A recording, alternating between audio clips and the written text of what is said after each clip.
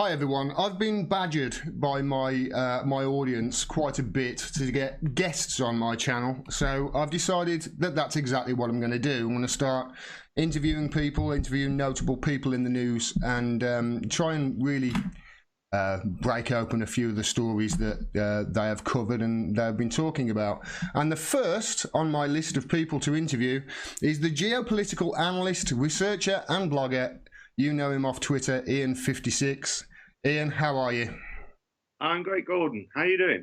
Yeah, I'm very well, thank you. Thanks so much for joining me.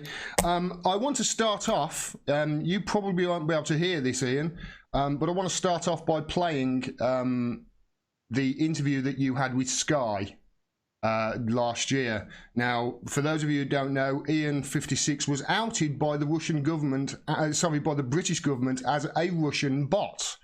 And he had to go on Sky and do an interview to prove that he wasn't a Russian bot. I know it sounds preposterous, but let's just quickly show you this. I've just clipped about 2 minutes of this video. Hopefully Ian can see it, Ian can hear it, and he'll know what's going on. Enjoy this because it's glorious.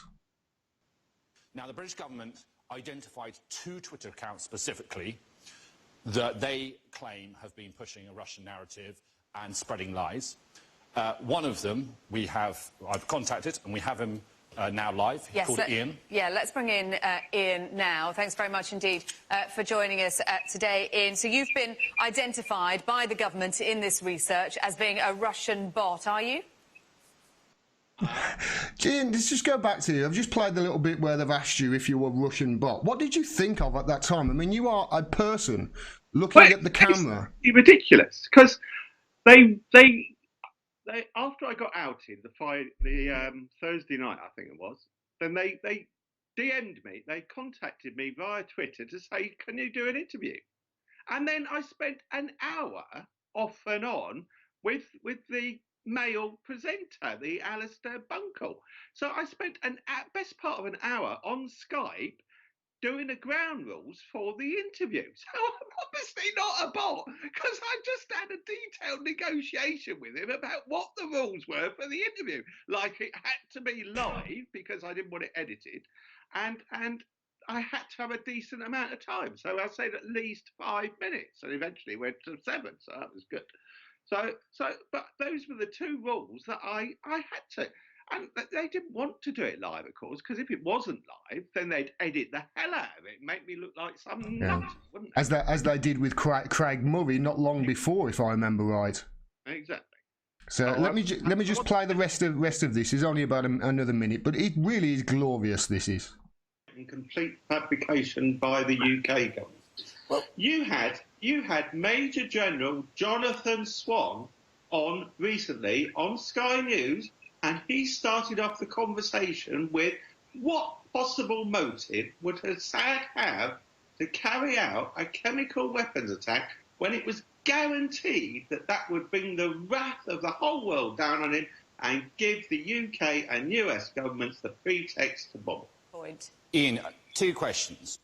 Now, that guy who's just about to speak, was he the guy who interviewed? Was he the guy that you talked to before on the telephone? Yeah. He was the one that contacted me on Twitter and then asked me to DM him to talk about it.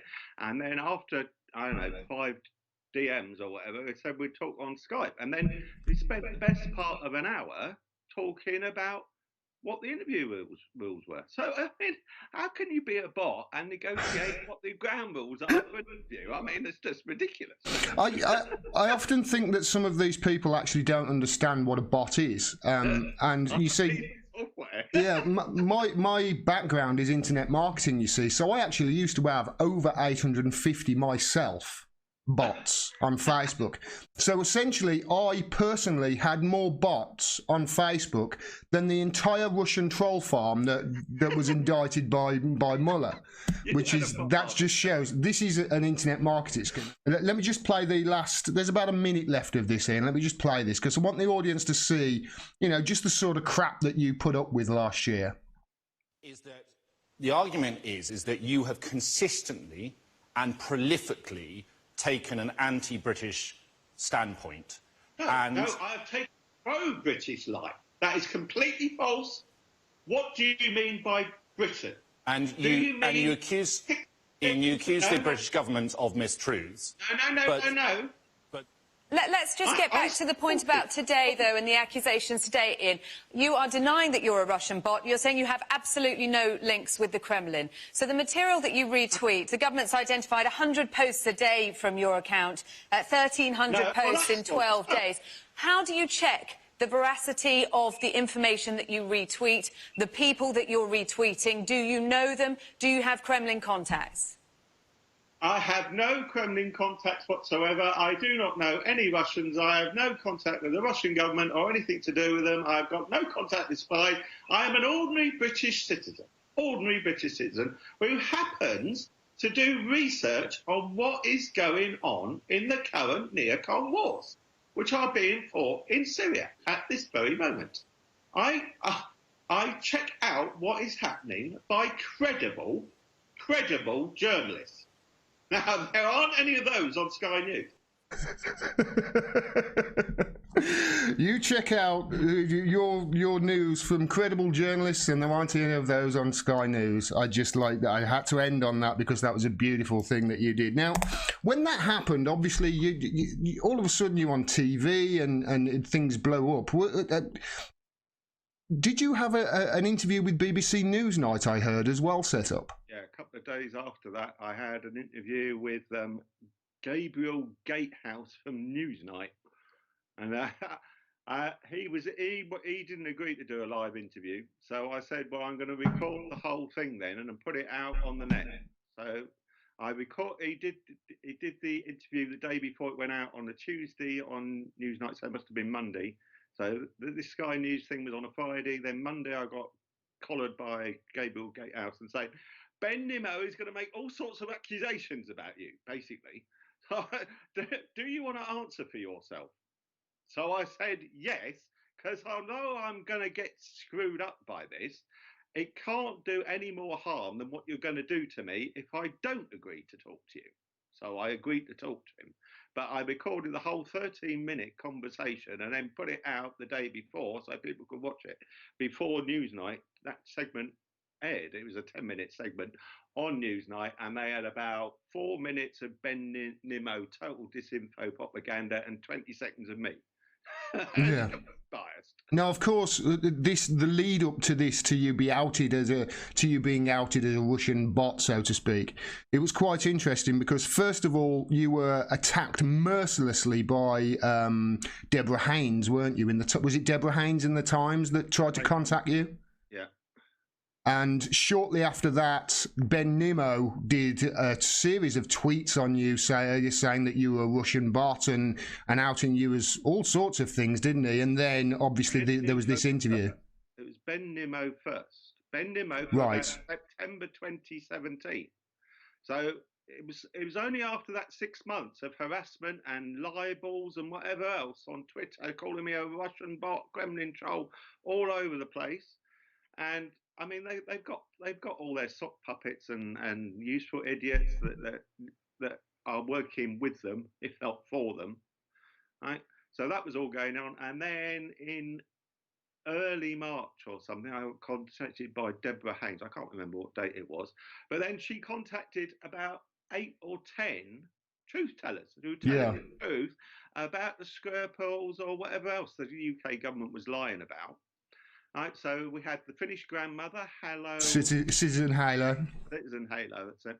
And we had Malinka from the UK and a few other people from the UK and a couple of others, one who lives in Switzerland, whatever. So it was about 8 or 10 she contacted. And could you tell me, you've been accused of being a Russian bot, are you? Yeah, so she's not necessarily, these journalists are not necessarily contacting you to get your side of things. They're just contacting you to see if you'll say something that they can put in their paper, isn't it? Stitch us up. They were trying to get us to say something to stitch us up, right? But all of these people then replied back to her right, in some, pretty polite manner. I mean, we could have sort of, told her to F off or whatever, couldn't we? Yeah. But none of us did that, and we all replied to her with a thing. And then most of us, after she did that, and after the story came out in the Times, so she published what the hit piece that she was going to do, the propaganda piece she was going to do anyway in the Times, saying there's all these Russian bots about, but she didn't name anybody because she couldn't stick anything on us, because we'd all explained our position and why we were saying the things that we were saying. So that was Deborah Haynes in the Times. The Guardian, of course, have no such qualms about outing you, and it was them that outed you, wasn't it? Given their journalistic practices, it's not surprising that it was them. What was the reaction? They left, if I remember right. I'll put the newspaper clip on the screen now, so people will know what we're talking about. And they said one bot, Ian 56789, had sent over 200 tweets over so and so period. Now, what I want to get to is something that you said in that interview with them, which most people would have glossed over. For me, being in this sort of genre, for me, I thought it was a really important point that people didn't pick up on, because the guy was saying that you are pushing tweets with an anti-British British feeling behind them. It's anti-British. Now, you specifically pulled them up on that and said, no, that is not true. I'm pro-British. And this is something that I want to really, for personal reasons, because I love Britain. I love my country. I think it's wonderful. However, it's got some bloody problems, and I think we need to highlight them to get through that. Why do you think that there is such a disconnect between people like you and I, who are pro-Britain, and trying to do things good for Britain, and trying to rest on the side of truth and facts and morals? Why do you think that these reporters are so blinded, and they think it's anti-British to be actually talking the truth? Well, I know for a fact that Alistair Bunkle is completely brainwashed and ignorant about stuff. He's been a journalist and reporting on the war. As he calls himself a journalist, he's not that. He's a propagandist. But he's been reporting on the war, the neocon war, ever since just after the Iraq invasion. So he said he went to Iraq. I don't know exactly when, but after the invasion, but all the trouble was kicking off, all the civil war was going on and whatever. So he thinks he knows about Iraq because he walked a few Iraqi streets. Well, that doesn't explain why the Americans or Tony Blair invaded Iraq, does it? He hasn't done any research into why they did it. Right? He's completely clueless about everything. Yeah, I'll come to that. That's an important question you're saying there. You've got to realise why they're doing it, and that's the question I want to come to at the end. The one question I really want to ask you is, why do you do it? I know why I do it, but why do you do it? I started off watching 9/11 happen, and I thought, this isn't right. And then I started researching about it and all the background to it. And then I stumbled across PNAC and what they were doing, and all saying, well, they've been trying to invade Iraq since 1998. What? Have they? They've been trying to invade Iraq since 1990. What's going on? I never heard about this. So then I started digging into all the PNAC stuff, and Dick Cheney and Paul Wolfowitz and Donald Rumsfeld and what Tony Blair was up to, and that he went to Crawford Ranch, and then he was all pally with George Bush. They walking around like a couple of gunslingers, weren't they? Like the Wild West. Yeah. They had on all their leather jackets. And yeah, with their arms out wide to make themselves look bigger. Oh, I'm going to pull out my guns and shoot some people. What a couple of woolies, eh? So you just thought this is bullshit. I'm going to start investigating because I want to find out what the truth is. To stop them invading Iraq, okay? Right, so I was posting online wherever I could about this is a load of garbage. They're not doing it because of WMDs, because there aren't any. They are doing this to completely destabilise and muck up the Middle East and Iraq. Yes, absolutely. It's really quite funny when I listen to some journalists on TV. They either just don't know what they're doing, or they're totally detached from reality. totally detached. It's quite obvious why people are doing things, and which brings me to, I'll put on screen in front of my face right now the graph that has been tweeted out by that conspirator O, which is sort of one of the Integrity Initiative sock puppet accounts. Well, it's got to be linked somehow to Atlantic. Yeah, they take the Integrity Initiative data and then publish it, and then tag all the journalists from the Integrity Initiative and all the people that the anonymous files have outed. They tag them all in. So, and this has been going on quite a while. So this is how they sort of spread this information out. And it follows all the worst people like Michael McFaul and Caroline Orr and, you know, all the warmongers. But it was this graph really that gave me an idea, because your name is prominent on these graphs, and there's another graph I'll show here of the people who have large followings that tweet out words containing neoconservative and neoliberal. And one thing I've noticed is, since you've seen that graph, and you are the biggest node on that graph, every single tweet that you've made seemingly since has contained the words neocon, neoliberal, warmonger, Rothschild, the lot. I did anyway, but I mean, I'm making a push to do it more. Do you wear that? Do you, seeing your name on those graphs, is it sort of like a badge of honour? Because I know I was quite disappointed. Red rag turbo. Why? Oh, they're calling me out on it. I'm going to do more then. Yeah, I was quite disappointed that I couldn't find my name on there. So I'll maybe next year. Maybe next year. What do you think? Obviously, you've been keeping up on the Integrity Initiative scandal, this Orwellian, Machiavellian, mockingbird-like organisation that has been set up with the Orwellian name Integrity Initiative. I always think it's interesting with these names, because they always mean something, especially with the Conservatives. They've always got a really dark meaning underneath them. The exact opposite of what they call it. So Integrity Initiative has got zero integrity because they're shells for warmongers and tell loads of lies, and they haven't got any initiative because people have been doing war propaganda for 100 years or more. Now, sorry, Ian, carry on.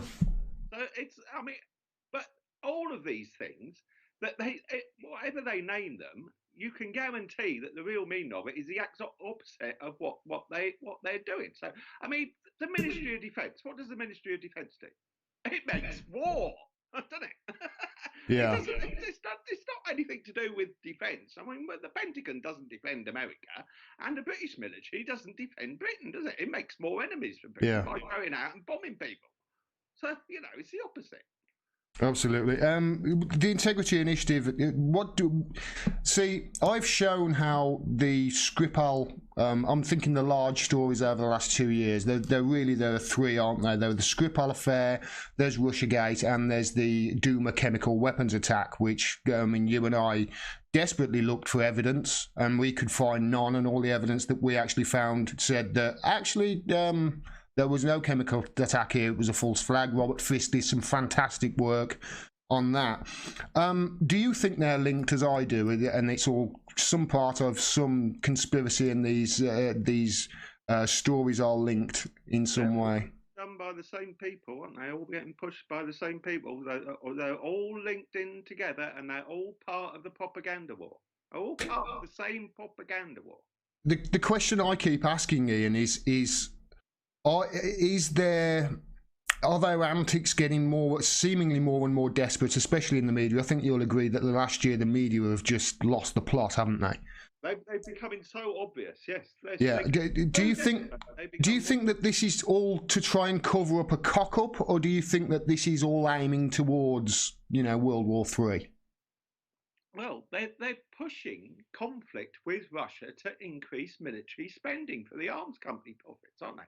That's the first level. They want to provoke conflict with Russia and then get loads more military spending. So Britain's supposed to be spending more on the military, isn't it? And they're trying to get the EU countries, the NATO countries, to spend more on the military, and then they stir up all the trouble in the Middle East and recruit terrorists. And then Saudi Arabia does $100 billion arms deal with Trump, don't they? Because if you're in the business of selling weapons, Lockheed Martin is not a defence company. It's another example of the exact opposite. What is Lockheed Martin in the business of? It's an agent of war. More war, so I can sell more weapons and make everyone less safe. That's the opposite of defence, isn't it? Yeah, and it's so indoctrinated in America. I mean, yeah, I mean, it is over here. I mean, in America, there was outrage a few weeks ago because they found out that Lockheed Martin and Boeing were sponsoring the Girl Scouts. It's like, well, that's part of the course. They sponsor school projects over here, so indoctrinating people into their way of thinking at an early age. Young, yeah. What I want to end on, Ian, if that's okay, is do you think that, I mean, you've been following these stories right from the very beginning, these three main stories that, you know, just seem to be false and seem to be pushed non-stop by our mainstream media without any evidence.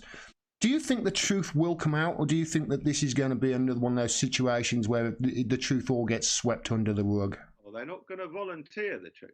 So, I mean, it's like the JFK thing, right? They've never said the truth about the JFK assassination. And it's been 55 years or whatever, isn't it, since then? Yeah, that's my worry, you see. I'm worried that it's going to end up another situation like that. But that's what we have got to do. As activists, we have got to keep pushing the truth. We have now got the internet.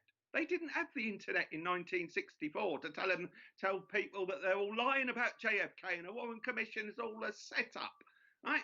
And you couldn't research stuff very easily in 1960s, could you? You couldn't find out this stuff. You had to go to a library and read government papers and stuff like that. It's almost impossible for normal people to do research. But now anybody can do research. If they put some time and effort in, anybody can go around searching on the internet and see what they can find on a particular subject, can't they? Absolutely, absolutely. We've got the answer to almost every question in the world at our fingertips. We really are living in we're quite fortunate to be living in this day and age.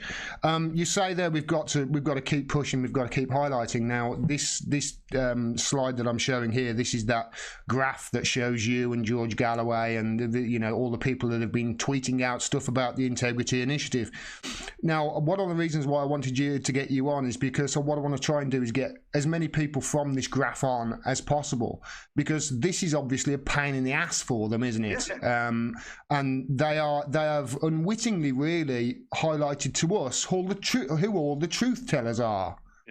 And it's backfired on them. And now what I want to do is get the people on and try and connect them as much as possible, because those nodes, we need to make these as loud as possible. These are the people that have been telling us the truth. What do you say? Exactly. That's exactly right. We've got to think, what is the last thing that the Integrity Initiative and the Atlantic Council want us to do? What don't they want us to do? They don't want the truth out there, mate. They want to get together, keep spreading the truth and keep sharing the information amongst each other and helping each other to find out what is going on, and then doing YouTube videos like this one and putting it out on Twitter and whatever else. So whatever we can do. I mean, they use the term amplify the message, don't they? Well, I mean, they want to amplify their message and censor and suppress our message. So we've got to turn it around, don't we? We've got to absolutely. Absolutely, that's the great idea. Is there anything you want to leave on, Ian, before we leave? Thanks so much for doing this. I really appreciate it. No, but I just encourage people to get the word out. Just be on Twitter and expose the lies, expose what the truth is. Tell people what is going on and why it's going on. Right? They're absolutely not doing anything. The UK government doesn't do anything for altruistic purposes. It's doing it to make money for somebody, isn't it? Absolutely. Thanks very much, Ian. I really appreciate it. Keep fighting, keep strong, and we'll try and get these nodes as loud as possible in the coming months to try and get the truth out there, because we really are in a fight at the moment. Okay, great. Thanks very much for your time, Ian. Thanks.